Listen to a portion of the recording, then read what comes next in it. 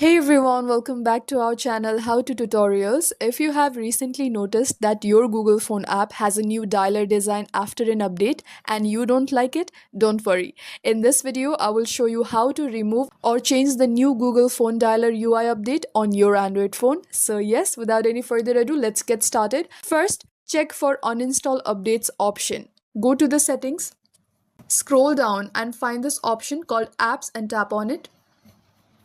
Use the search icon at the top right and search for phone.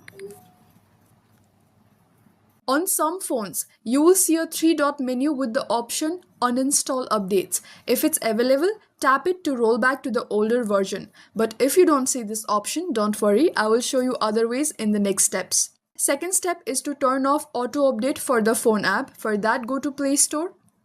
Search for phone by Google. Tap the three dots in the top right and uncheck enable auto update. This way it won't update back to the new UI automatically. Third step is to install an older version.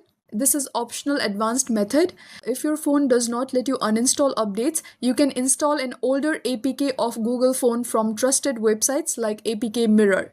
Just download the version you prefer, install it and make sure auto updates are disabled.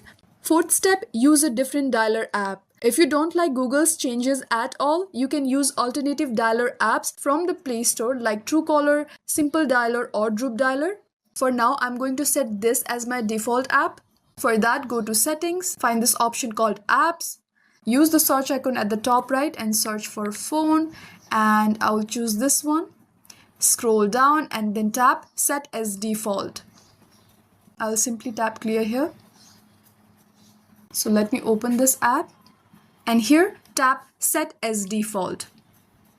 And that's it. Now you know how to remove or change the new Google Phone dialer UI update and get back the style you like. If this tutorial helped, don't forget to hit like and subscribe for more Android tips and tricks. Thank you for watching and I'll see you in the next one.